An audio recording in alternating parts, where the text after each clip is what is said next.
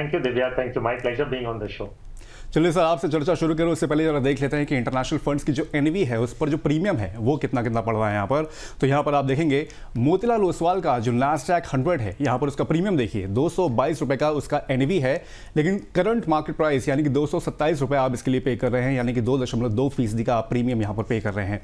Nippon Hang Seng 20 की अगर बात करें तो उसका एनवी 448 रुपये 90 पैसे है, लेकिन सीएमपी जो है 20% ज़्यादा है, यहाँ पर 543 रुपये का सीएमपी यहाँ पर है, 20% ज़्यादा आप उसके लिए पे कर रहे हैं। इसके अलावा मेरे एसेट हैंगसेंग टेक ईटीएफ की अगर बात करें तो इसका एनएवी 20.2 रुपये है, 25 रुपये का लेकिन सीएमपी दे रहे हैं, यानी कि 23% का प्रीमियम आपको यहाँ पर पे करना पड़ रहा है। उसके बाद है मेरा एसेट S&P 500 टॉप 50 ईटीएफ, 58 रुपये 70 पैसे इसका एनएवी चल रहा है, और 70 रुपये का प्रीमियम यानी कि 70 रुपये का सीएमपी जो है वो आप यहाँ पर पे कर रहे हैं। 18.6% का प्रीमियम इसके लिए आपको देना पड़ रहा है। मेरे एसेट का NYSE फैंग प्लस ETF 128 रुपये 9 पैसे का एनएवी इसका है, लेकिन दे रहे हैं आप 153 रुपये, 19% ज़्यादा आपको यहाँ पर खरीदारी के लिए आपको पैसे देने पड़ रहे हैं। वहीं मोतीलाल ओसवाल के नैस्डैक Q50 की बात करें, क्वालिटी 50 की बात करें तो 93 रुपये इसका एनएवी है, और 99 रुपये का इसका आपको प्रीमियम सीएमपी जो है वो आपको देना पड़ रहा है, यानी कि 6.5% का आपको यहाँ पर प्रीमियम यहाँ पर पे करना पड़ रहा है। हर्षवर्धन सर, सबसे पहले तो ये समझ पाएंगे कि जो 20 से 25% की प्रीमियम यहाँ पर हम लोग यहाँ पर दे रहे हैं, ETF जो हमारे निवेशक हैं यहाँ पर दे रहे हैं, ये असल में क्या है, इसकी असली पीछे वजह क्या रही है, और कैसे ये उसके इन्वेस्टमेंट को, निवेशकों के इन्वेस्टमेंट को प्रभावित कर रहा है? तो वेल अभिषेक, अगर हम ये इंटरनेशनल इन्वेस्टिंग को पहले समझें, फिर हम देखेंगे कि क्यों इनकी एनएवी पे प्रीमियम चल रहा है आज की तारीख में। तो अगर आप कहें तो मैं एक स्टेप पीछे ले जाके कि पहली बात, कोई भी इन्वेस्टर को इंटरनेशनल फंड्स में अगर पैसे लगाने हैं तो क्यों लगाने हैं, अगर हम उस कॉन्सेप्ट को भी हम अगर टच करें ड्यूरिंग द शो तो आई थिंक क्लैरिटी आपके व्यूअर्स को आएगी। लेकिन जो आपका सवाल था वो ये है कि क्यों हम प्रीमियम देख रहे हैं आज की तारीख में। सिंपल पॉइंट है कि डिमांड एंड सप्लाई, जब आप ईटीएफ में ट्रेड करते हैं, मान लीजिए आप एक्सचेंज ट्रेडेड फंड्स हैं, जो आप यूनिट्स हैं वो एक्सचेंज पे खरीद रहे हैं, तो जब आप एक्सचेंज पे खरीदने जाते हैं तो इसका जो सामने के साइड का सेलर है वो भी एक इन्वेस्टर है जो पहले से इन्वेस्ट कर रखे हैं। आज की तारीख में जब हम कह रहे हैं कि नए यूनिट्स क्रिएट नहीं हो रही हैं, तो इसका मतलब है फंड हाउस सामने के साइड सेलर नहीं है। तो जब आप ईटीएफ के यूनिट्स खरीदना चाहते हैं, आपको सामने एक दूसरा एग्जिस्टिंग इन्वेस्टर है जो अपने यूनिट्स बेच रहे हैं और आपको एक प्राइस कोट कर रहे हैं। और depending on demand and supply, ETF का जो प्रीमियम है आज की तारीख में वो purely because of demand and supply है। लेकिन अगर डिमांड क्यों है ज्यादा, सप्लाई क्यों नहीं है, इसके बारे में अगर हम थोड़ा डिटेल में जाएंगे तब ये निकल के आएगा कि भाई क्यों इंटरनेशनल इक्विटीज में इन्वेस्ट करना चाहिए वगैरह। तो आई एम होपिंग कि हम ये ओवर द नेक्स्ट 1 आवर हम इसे कवर करेंगे।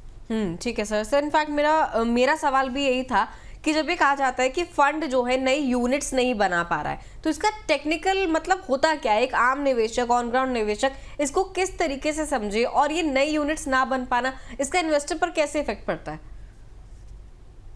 तो देखिए दिव्या, अभी जो इंटरनेशनल इन्वेस्टिंग है, मान लीजिए जो म्यूचुअल फंड के रास्ते अगर आप इंटरनेशनल मार्केट्स में इन्वेस्ट करना चाह रहे हैं, हो गया नैस्डैक 100, S&P 500, हैंगसेंग, जो भी आपने जो अपने अभी चार्ट पे आप दिखा रहे हैं, कि अगर कोई इन्वेस्टर को इंटरनेशनल स्कीम में इन्वेस्ट करना है और डोमेस्टिक म्यूचुअल फंड्स के थ्रू, तो अगर आप फंड हाउस के पास जाते हैं, जब आप उनको पैसे देते हैं फॉर सब्सक्रिप्शन, वो आपको यूनिट्स क्रिएट करते हैं और आपको वो यूनिट्स देते हैं in the form of a statement, जो आपको स्टेटमेंट के रूप में आता है कि इतने यूनिट्स आपके क्रिएट किए गए हैं इस एवज में कि आपने हमें जो पैसे दिए हैं।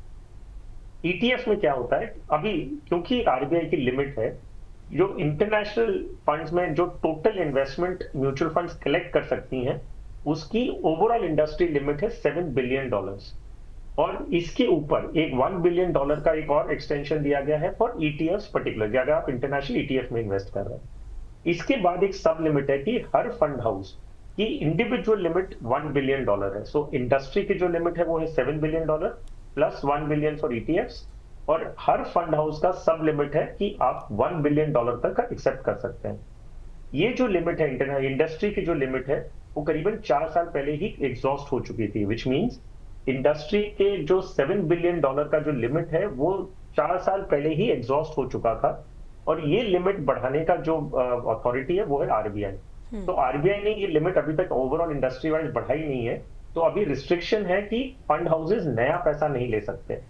तो आप अगर नया पैसा नहीं ले रहे हैं तो आप नया यूनिट्स क्रिएट नहीं कर रहे हैं। तो इसकी वजह से जो कहा जा रहा है कि फंड हाउस नई यूनिट्स क्रिएट नहीं कर पा रही हैं।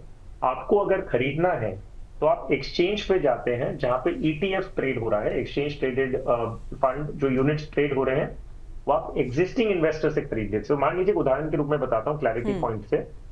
दिव्या, आपने मोतीलाल ओसवाल नैस्डैक 100 ईटीएफ के यूनिट्स पहले से खरीद रखे हैं। मान लीजिए आपने 2020 में खरीदा था जब इस पे कोई लिमिट नहीं थी, तो इंडस्ट्री की लिमिट पूरी नहीं हुई थी, तो आपने यूनिट्स खरीद लिए 2020 में। 2022 में वो लिमिट खत्म हो गई, तो इंडस्ट्री अभी फ्रेश यूनिट्स क्रिएट नहीं कर पा रही है। अब मुझे अगर खरीदना है तो मैं ईटीएफ खरीदने के लिए मैं एक्सचेंज पे आता हूं, और आप देखती हैं एज एन इन्वेस्टर, क्योंकि आपके पास यूनिट्स ऑलरेडी हैं, आप उसे बेचने के लिए एक्सचेंज पे लिस्ट करती हैं और मैं खरीदने के लिए एक्सचेंज पे आता हूं। अब आप ये देखती हैं कि क्योंकि नए यूनिट्स बन नहीं रहे तो डिमांड ज्यादा है, बहुत सारे लोगों को इंडिया के बाहर इन्वेस्ट करना है, लेकिन नया पैसा लगा नहीं पा रहे हैं, फंड हाउसेज नया पैसा ले नहीं पा रही हैं। तो आप कहेंगी कि जो चीज की वैल्यू मान लीजिए 10 रुपए है, मैं उसे मार्केट में 12 रुपए में बेचना चाह रही हूँ। तो मुझे अभी डिसाइड करना है एज एन इन्वेस्टर कि मैं वो 2 रुपया प्रीमियम देना चाह रहा हूं आपको, ताकि मैं वो पैसा मैं इंटरनेशनल फंड में इन्वेस्ट कर सकूं। आप उसे प्रॉफिट में बेच रही हैं। तो अभी जो एक्सचेंज पे यूनिट्स एक्सचेंज हो रहे हैं ईटीएफ्स के, वो आपस में बायर एंड सेलर खुद कर रहे हैं, फंड हाउस नया यूनिट्स क्रिएट नहीं कर रहा है।